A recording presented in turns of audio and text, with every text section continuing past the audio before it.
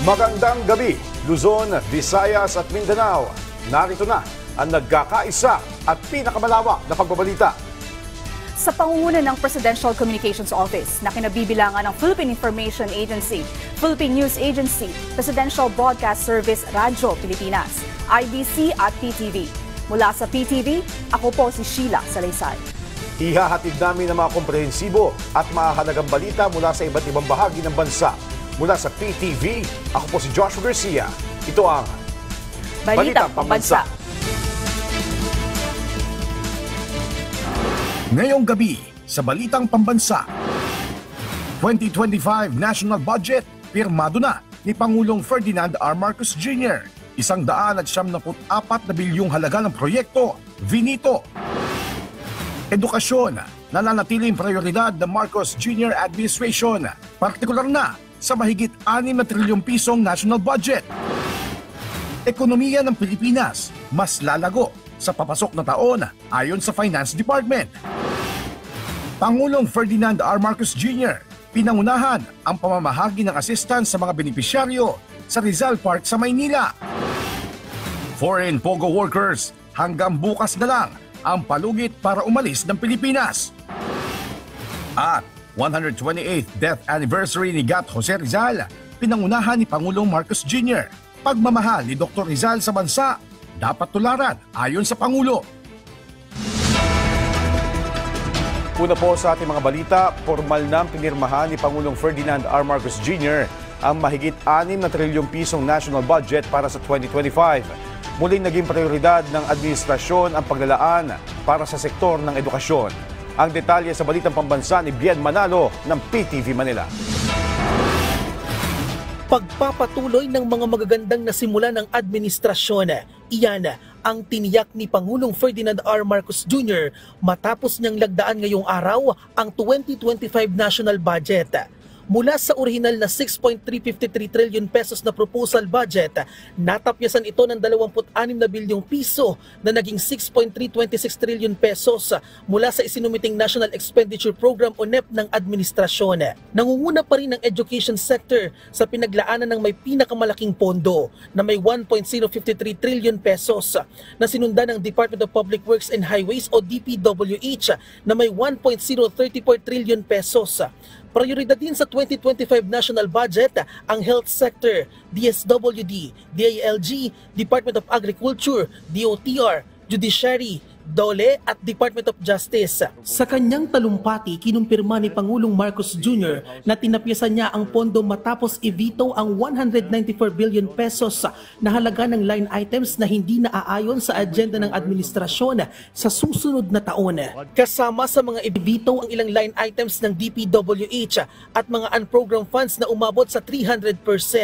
Samantala, nagdesisyon ng Pangulo na ipatupad sa ilalim ng conditional implementation ang ayuda sa Kapos Kita program o AKAP ng DSWD. Hindi ito binuwag para matiyak na maipatutupad pa rin ang mga programa sa mga mahihirap nating kababayan, pero kinakailangang masiguro na wasto at tama ang paggamit ng pondo. To ensure that government assistance is not merely a provisional solution to a persistent issue, we are compelled to subject the implementation of the Ayuda sa Kapos ng Kita program or AKAP to the convergence efforts of the DSWD, DOLE, and NEDA. This way, we ensure that its implementation will be strategic, leading to the long-term improvement of the lives of qualified beneficiaries while guarding against misuse and duplication and fragmented benefits. Matatandaang naantala ng 10 araw mula sa original schedule nito ang paglagda ng Pangulo sa 2025 national budget. Kinailangan kasing i-review at pag-aralang mabuti ng Pangulo ang proposed bill bago maisabatas. Mismong si Pangulong Marcos Jr. ang nanguna sa assessment ng proposed 2025 national budget kasama ang ilang heads ng concerned agencies. Sa sambayan ng Pilipino, nakikinig po kami sa inyo. Salamat po sa inyong pagkilatis sa ating national budget at sa pagpuna sa kaibahan ng isinumite ng Kongreso sa President's proposed budget. Nakakaasa naman po kayo sa budget na ito. Ipapagpatuloy at papalawigin pa natin ang ating serbisyo sa inyo, alinsunod sa ating Philippine Development Plan ng 2023 to 2028. Tutuon ang 2025 national budget sa 8-point socio-economic agenda ng Pangulo na layuning ibangon ng Pilipinas mula sa epekto ng paghagupit ng pandemya, patuloy na pagpapalago ng ekonomiya at paglikha ng maraming trabaho at oportunidad para sa ating mga kababayan. Mula sa PTV4 Manila, Bien Manalo, Balitang Pambansa. Samantala, tiniyak ng economic managers ni Pangulong Ferdinand R. Marcos Jr. na nakatutok sa pagpapabuti ng buhay ng mga Pilipino ang 2025 national budget. Narito po ang report. Kasabay ng nilagdaan ni Pangulong Ferdinand R. Marcos Jr. na mahigit 6 na trilyong pisong national budget para sa susunod na taon, nasa mahigit 174 na bilyong piso na halaga ng mga proyekto o line items ang vinito dahil ikinukonsidera itong hindi nakahanay sa mga prioridad ng pamahalaan na siya namang pinuri ng Department of Budget and Management. Sa idinaos na Malacanang press briefing, sinabi ng DBM na nananatiling top priority ang sektor ng edukasyon, kasunod naman ng infrastruktura at iba pa. 1.053 trillion. Well, the DPWH po is 1.034 trillion po. Yan po. So, nauna na po ang education.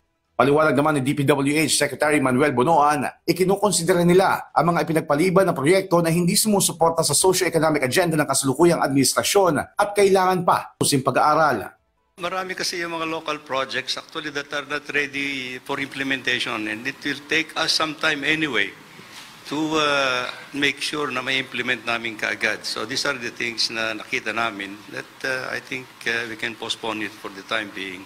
Ayon pa sa DBM, mananatili ang mga proyekto gaya ng Ayuda sa Kapos ang Kita Program o AKAP. Pero bago ilabas ang pondo, ay kakailanganin muna magsagawa ng pamantayan kasama ang DSWD, DOLE at NEDA para sa tuloy-tuloy na pagpapaabot nito sa mga tulay na nangangailangan. Samantala, sa nasabing pagpupulong, tiniyak din ni Executive Secretary Lucas Bersamin na sumusunod ang naturang budget para sa 2025 sa mga probisyon ng konstitusyon. Nais ko pong sabihin sa inyong lahat na hindi po magkakaroon ng ganong pagkakataon na unconstitutional ang budget. This is the interplay between the Congress and the executive branch. Para naman masiguro na striktong masusunod ang legal na pamantayan, 12 special provision ang isinailalim sa conditional implementation kung saan kabilang rito ang ilang mahalagang programa ng DSWD gaya ng AKAP at Payapa at Masaganang Pamayanan o PAMANA program. Samantala, maganda ang nakikita ng economic team ng pamahalaan sa taong 2025. Ayon sa NEDA, tututukan ng 2025 national budget ang pagpapaunlad sa buhay ng mga Pilipino kung saan palalakasin din ang sektor ng agrikultura, renewable energy at digitalisasyon sa bansa. Maganda rin naging kalakaran itong fourth quarter natin at malakas po ang aming ang confidence that we will hit our growth targets. So ang growth target po natin is between 6 to 7%.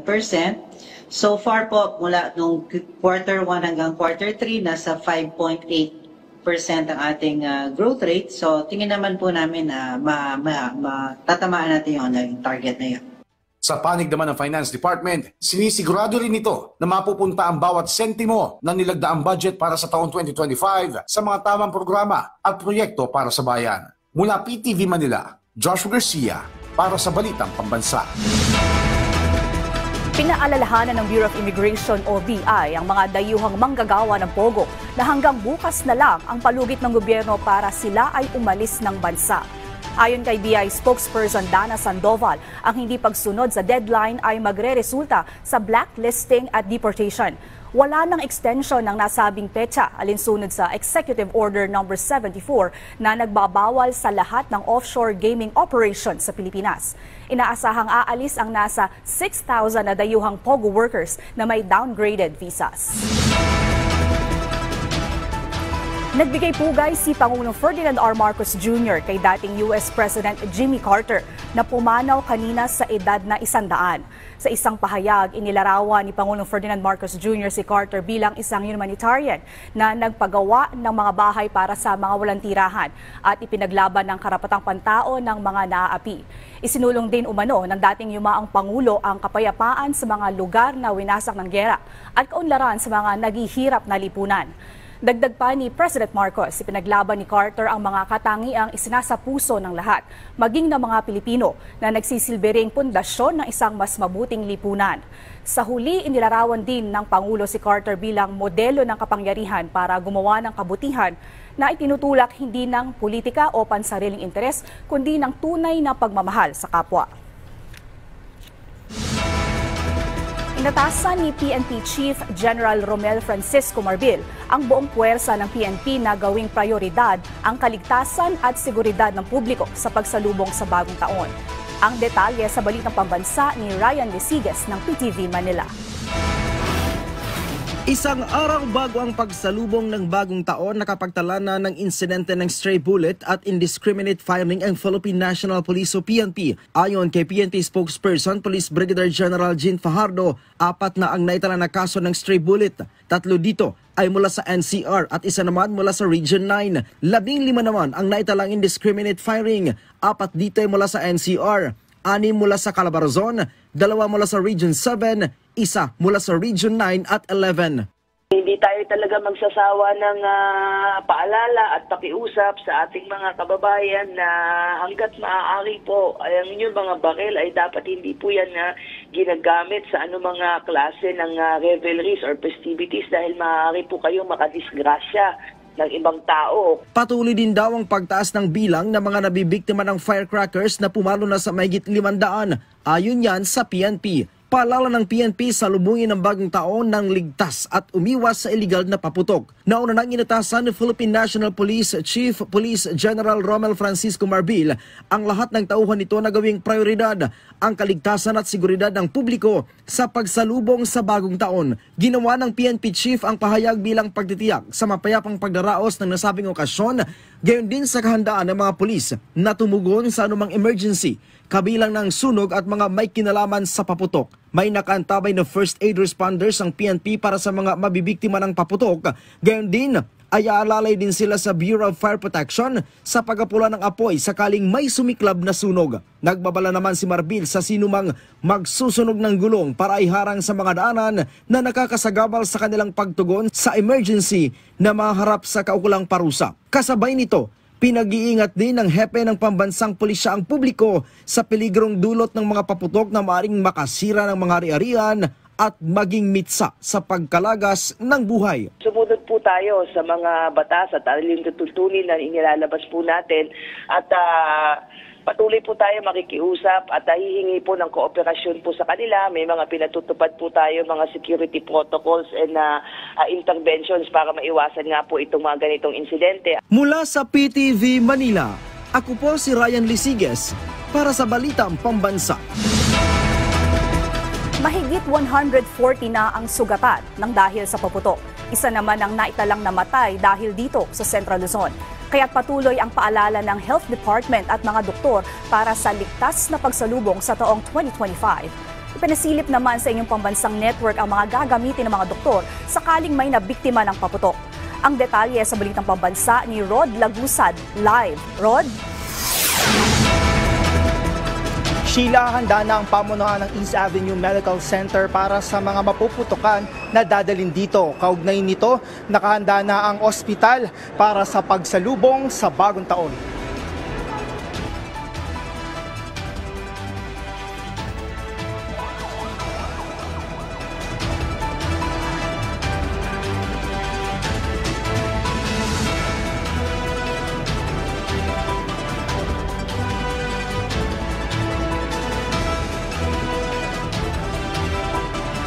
Para sa taong ito, ang bagong gusali ng East Avenue Medical Center ang itinalagang lugar para tumanggap ng firecracker-related injuries ngayong pagsalubong sa 2025.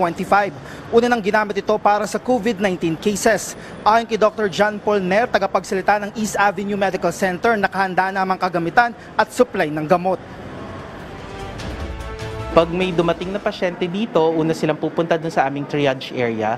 Doon sa triage area, may assigned doon na doktor na titingnan doon sa mga kaso ng mga pasyente, be it related sa fireworks-related injuries or mga surgical or medical condition. Tapos, i-determine ng doktor na yon saan mapupunta yung mga pasyente. Naka-code white ang ospital. Ibig sabihin, ang personnel nito ay nasa area lang para sakaling kailanganin ng karagdagan manpower ay madali lang silang makakapunta sa ospital. Dito sa East Avenue Medical Center, as of 6 a.m., nasa 12 nang naitalang fireworks-related injuries. Mula sa bilang na ito, may kaso dito ng boga, whistle bomb, 5-star at maging hindi tukoy na paputok. Ayon kay Ner, karamihan sa mga biktima ay passive user. Ibig sabihin, hindi sila mismo ang gumamit ng paputok. Dalawa sa mga ito ay kasalukuyang naka-admit ngayon sa East Avenue Medical Center habang ang natitirang 10 ay nakauwi na. For the whole monitoring period of Iwas Paputok last year, we had a total of, East Avenue Medical Center has a total of 24 cases. So ngayon na December 30 pa lang, nakaka-12 na kami, so kalahati na po. And ayaw naman sana namin mangyari, pero we are, for worst case scenario, we are anticipating more patients kasi as the new year approaches. Samantala, sa datos ng Department of Health, as of 6 a.m. December 30, nasa 1,163 na kaso na ng fireworks-related injuries ang naitala. Mula sa bilang na ito, nasa 21 ang bagong kaso ngayong araw. Mas mataas ito ng 44% kumpara sa kaso sa kaparehong araw noong nakaraang taon. At nasa 135 na kaso mula dito ay edad 19 na taong gulang pababa. At sakaling maputukan, may paalala naman ang pamunuan ng East Avenue Medical Center. Kailangan po, una linisin po nila yung sugat. So pwede na po yung tubig or sabon. Tapos balutin po nila yan ng malinis na tela and dalhin na po nila agad sa pagamutan. Habang handa na rin tumugon ng ospital sakaling magkaroon naman ng kaso ng ligaw na bala. Bukod sa fireworks-related injuries, nakabantay din ng Department of Health sa mga kaso ng stroke, heart attack, asthma, food-related illness at maging alcohol-related trauma.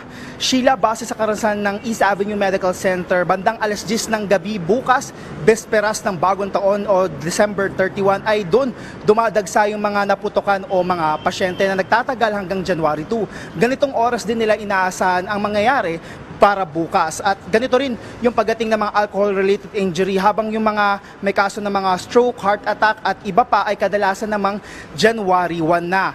Kakasama rin sa paalala ng East Avenue Medical Center dahil kaliwat kanan yung mga party, katamtamang pagkain lang, huwag iwasan o uminom ng maintenance medicine at huwag magmamaneho ng nakainom o lasing. Sheila?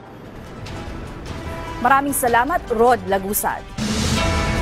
Samantala, wala pa namang biyaheng kanselado ngayong araw na napaulat sa Parañaque Integrated Terminal Exchange o PITX.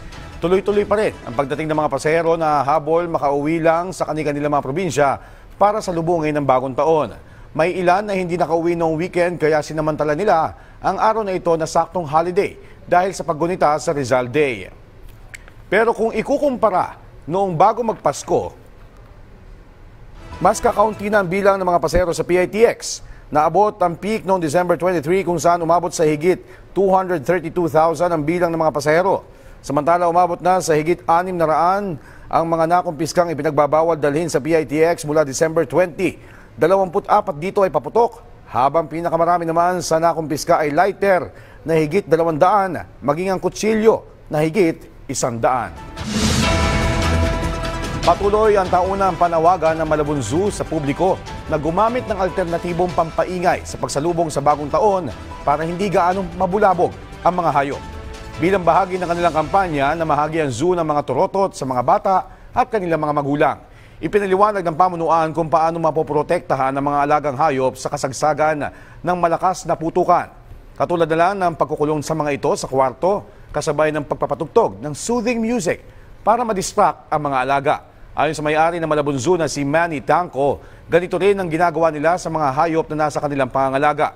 Dagdag pa niya, makakatulong din kung may laruan ang pets para malibang ang mga ito.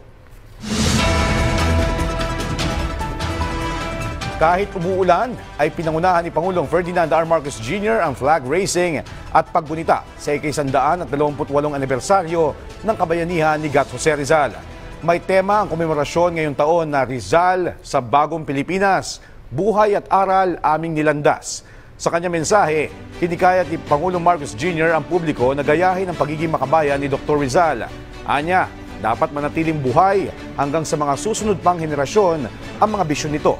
Hinikayat din ng punong ehekutibo ang mga Pilipino na balikan at sariwain ng kasaysayan at taas noong ipagmalaki ang lahat ng pinahahalagahan ni Rizal. Kabilang dito ang diwang nasyonalismo, dedikasyon sa katotohanan at patuloy na pagsusumikap para sa kapakanan ng ating mga kababayan. Sa Calamba City, nanatiling buhay ang alaala at aral ni Gat Jose Rizal sa paggunita ng ika-128 anibersaryo ng kanyang pagkamatay para sa bayan.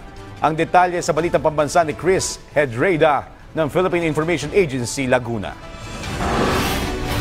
Ginunita sa Calamba, Laguna ang bayang sinilangan ni Dr. Jose Rizal, ang ika-128 taong kamatayan ng pambansang bayani. Maaga pa lamang ay nagtipon na ang marami sa iba't ibang bantayog ni Rizal. Sentro ng selebrasyon sa lungsod ang Rizal Shrine kung saan lumaki ang bayan. Isa sa mga nagpaabot ng bulaklak sa dambana ang tanggapan ni Pangulong Ferdinand R. Marcos Jr., mga lokal na opisyal at mga pribadong grupo. Para sa kaanak ng pambansang bayani, mahalagang magsilbing gabay ang mga turo ni Rizal para sa pagpapaunlad ng bayan. Dahil nananatili siyang sagisag ng kaliwanagan at inspirasyon para sa ating mga Pilipino. At iyan din ang dahilan kung bakit taon-taon ay nag-aaray tayo ng bulaklak at nagtitipong katulad nito. Bilang ating mga kababayan, kay Dr. Jose Rizal tayo humuhugot ng inspirasyon sa maraming bahagi ng ating buhay. Mensahe rin ng selebrasyon ngayong taon na tugunan ang hamon ni Rizal para sa susunod na henerasyon na pahalagahan ang karapatan ng bawat isa para sa isang malaya at umuunlad na bansa. Ngayon, higit kailanman, hindi maaaring maging tagapanood lamang po tayo. Kailangan makisangkot ang bawat isa at maging aktibong bahagi ng pagbabago sa ating kapaligiran. Pagbabago sa ating lipunan sa pagbuo ng isang bagong Pilipinas, bagong Calamba. Mahalaga para sa mga Kalambenyo na maipagdiwang ang legasiya at aral ni Rizal na patuloy na nagsisilbing gabay para sa maraming Pilipino magpahanggang ngayon. Mula sa Philippine Information Agency, Laguna, Chris Hedreda para sa Balitang Pambansa. Binigyan ng bagong bihis ang public park at plaza sa Lagawe, Ifugao na kawangis ng mga native houses sa lalawigan. Ang detalye sa Balitang Pambansa ni Florida Robles ng Philippine Information Agency, Cordillera Administrative Region.